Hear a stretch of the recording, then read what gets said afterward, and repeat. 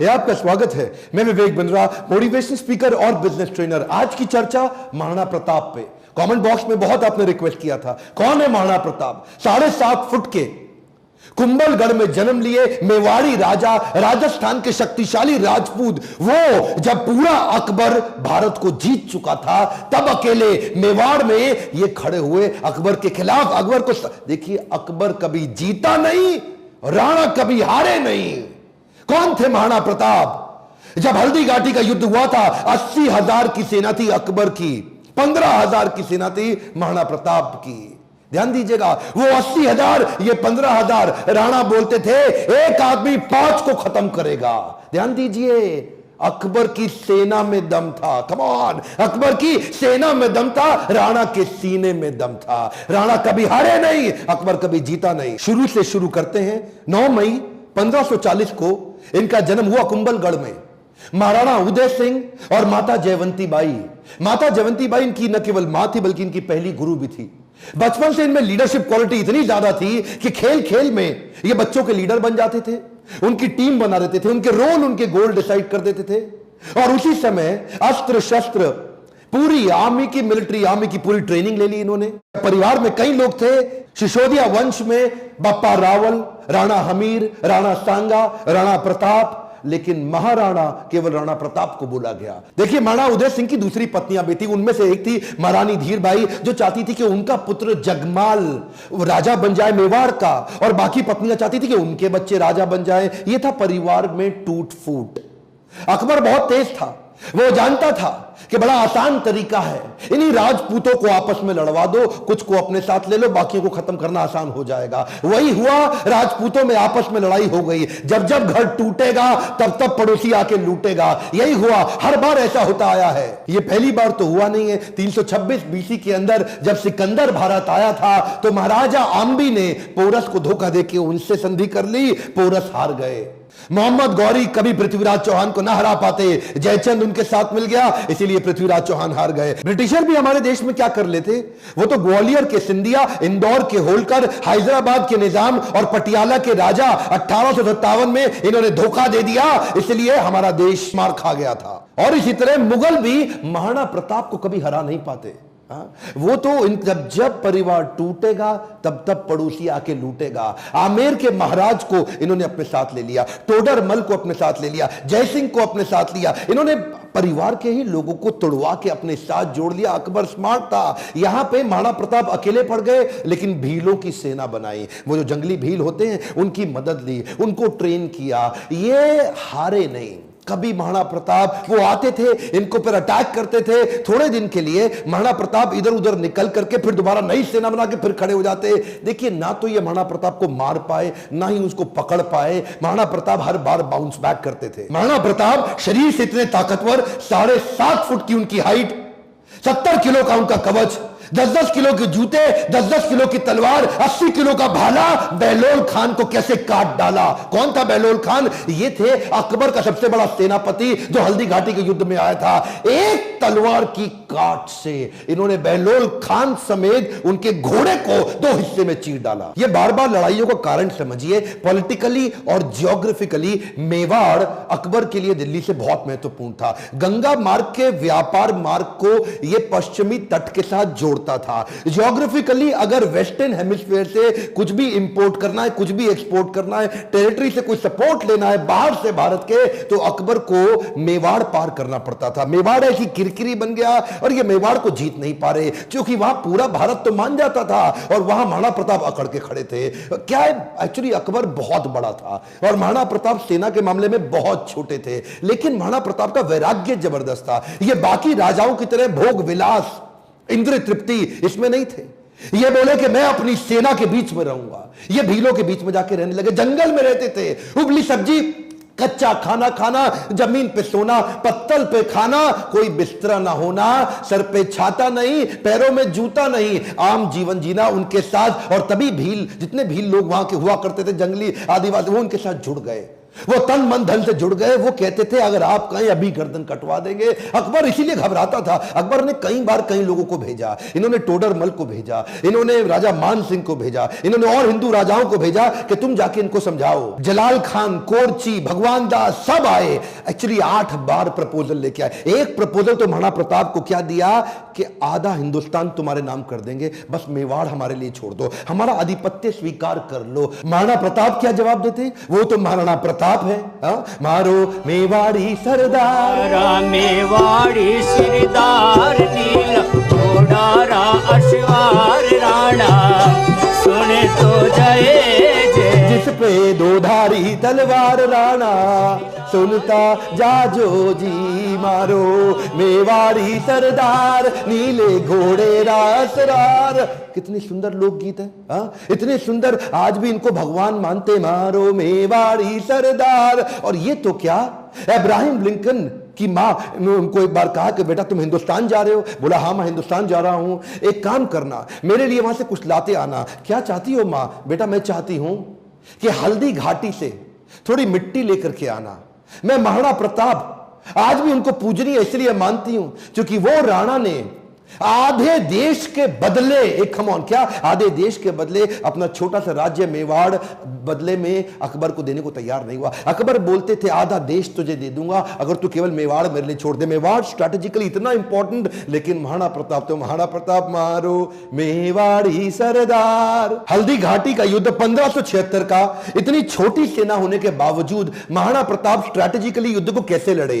देखिए अरावली की जो रेंज थी, पहाड़ियों की और घाटियों की, उसकी बहुत जानकारी थी इनको। कीका ये वहीं पैदा हुए, वहीं घूमे। छापामार युद्ध, द्विकंटक नीति, सैनिकों को बोले पहाड़ियों में ऊपर से और घाटियों के नीचे से पूरी तरह कवर करो। और अफगानी राजाओं को अपने साथ लिया। हाकिम खान जो उस समय अकबर के खिलाफ था, ये जैसे जैसे अकबर इनके खिलाफ लड़ते, ये भी अपने स्ट्रेटेजिक अलायंस को बिल्ड करके अफगानी राजा को अपने साथ लेके आए। बहुत छोटी सेना के बावजूद अकबर के छक्के छुड़ा दिए। अकबर सामने नहीं आता था इनके, अकबर को डर था।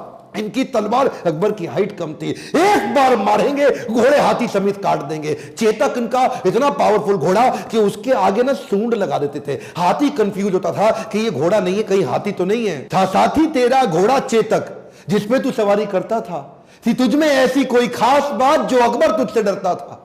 ये जो चेतक घोड़ा था, नीले रंग का अफगानी घोड़ा, ये एकमात्र ऐसा घोड़ा है जिसके ऊपर कई कविताएं बन चुकी हैं आज तक देश में। चेतक, इसको अपने पुत्र से ज्यादा प्रेम करते थे महाराणा प्रताप। वो युद्ध के दौरान उन दिनों हाथी की सूंड के आगे तलवारें लगी होती थी। जब ये छलांग मार के अपने घोड़े के साथ जा रहे थे तो उस तलवार से एक पांव चेतक का कट गया। युद्ध के दौरान जब महाराणा प्रताप अकेले फंसे थे ना, तो यही वो चेतक था जो इनको भगा के एक कटी टांग से 28 फीट का गहरा नाला टाप के चला गया। अपने राजा को पहले उसने बचाया और उस छलांग के कारण अपने प्राण त्याग दिए। और केवल चेतक ही नहीं, महाराणा प्रताप के पास एक हाथी भी था जिसका नाम था राम प्रसाद। राम प्रसाद की अहम भूमिका थी हल्दी घाटी के युद्ध में। इस रेख राम प्रसाद हाथी ने कम से कम 8 हाथी अकबर के खत्म कर दिए और कई घोड़े मार दिए। राम प्रसाद के आगे जो तलवार लगी थी वो बड़ी खूंखार थी। अकबर का पूरा फोकस था कि राम प्रसाद को किसी तरह अपने साथ ले जाऊं। अकबर ने 12 हाथियों का चक्रव्यूह बनाया और जो राणा प्रताप का राम प्रसाद हाथी, उसको कंट्रोल किया महावतों की मदद से और उसको किसी तरह अपने साथ ले गए बंदी बना के। ये राम प्रसाद, इस हाथी का बाद में नाम बदल के अकबर ने पीर रख दिया। और ये पीर हाथी, इसको 28 दिन तक अकबर बोलते रहे सब कुछ खिलाओ सब कुछ पिलाओ। राम प्रसाद ने सब खाना बंद कर दिया, अन्न जल का त्याग कर दिया।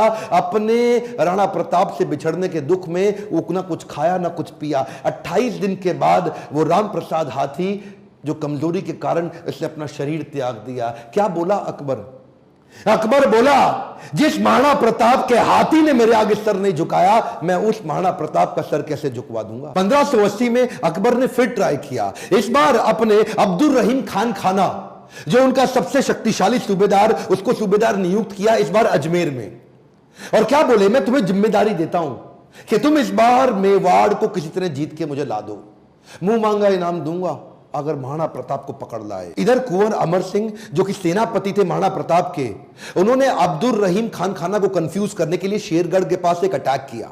अब्दुल रहीम खान खाना का जैसे ही ध्यान भटका, कुंवर अमर सिंह उधर उनकी बेगम सहित उनके परिवार को बंदी बना के ले आया, उनकी बहू बेटियों को ले आया। पर जैसे ही महाराणा प्रताप को बात पता चली, उनको बड़ी आत्मग्लानि हुई, बहुत बुरा महसूस हुआ। आज भी यह बात सब जानते हैं कि महाराणा प्रताप स्त्रियों की बहुत सम्मान किया करते थे। अब्दुल रहीम खान खाना की पत्नी, उनकी बेटी, उनकी बहू, उनके बच्चों, सबको पूरे सम्मान के साथ कहा वापस छोड़ के आओ, वापस लेके आओ, युद्ध जंगे मैदान में करेंगे, औरतों को नहीं, औरतों की इज्जत पूरी इज्जत से वापस करेंगे। हल्दी घाटी का युद्ध इतना खौफनाक था कि 300 साल के बाद भी आज वो हल्दी वाली मिट्टी, उससे खून निकलता था। आज भी तलवारों के जत्थे मिट्टी के नीचे से निकलते थे। इतना खौफ कि युद्ध के बाद भी सिक्का, करेंसी, मुद्रा अभी भी महाराणा प्रताप के नाम की चलती थी, अकबर के नाम की करेंसी तक नहीं चल पाई। अकबर इतना घबराता था उसके नाम से कि कहता था रात को सोने से पहले कोई महाराणा प्रताप का नाम मत लेना मेरे आगे।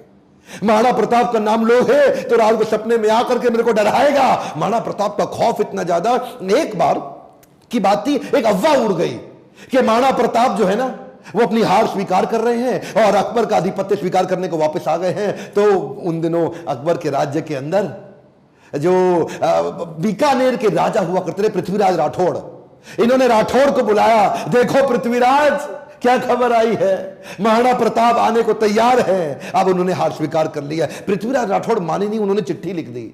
पृथ्वीराज राठौड़ ने तुरंत महाराणा प्रताप को एक पत्र लिखा और पत्र में लिखा कि मुझे विश्वास नहीं हो रहा यह बात सुन के कि क्या अब जंगल का शेर सियारों के साथ रहेगा, क्या सूर्य अब बादलों के पीछे छुप जाएगा, क्या चातक अब धरती का पानी पिएगा, क्या हाथी अब कुत्ते के जैसा जीवन बिताएगा, क्या तलवारें अब मयान के अंदर चली जाएंगी, राजपूतानी अब विधवा हो जाएगी। आपकी सौगंध, ये बात सुन के मेरा दिल कांप उठा है, मेरी मूछें तनी हुई नीचे चली गई हैं। कृपया आप ही बताएं ये बात कहां तक सही है। पृथ्वीराज राठौड़ का पत्र पढ़ते ही महाराणा प्रताप की आंखों में क्रोध से लाल हो उठी। महाराणा प्रताप कहने लगे, बादलों में वो क्षमता कहां है जो सूर्य को रोक सके, शेर की मार सह सके, ऐसे सियार ने कभी जन्म नहीं लिया। धरती का पीने के लिए पानी चातक की चोंच बनी ही नहीं है और कुत्तों की तरह जीवन जीने वाले हाथी की बात आज तक हमने सुनी ही नहीं। महाराणा प्रताप बोले, भूखा प्यासा रह के भी मेवाड़ की रक्षा करूंगा, अपने प्राण जाने दूंगा पर मेवाड़ नहीं जाने दूंगा। बहरहाल इसी दौरान अकबर को समझ आ गया महाराणा प्रताप को मैं हरा नहीं सकता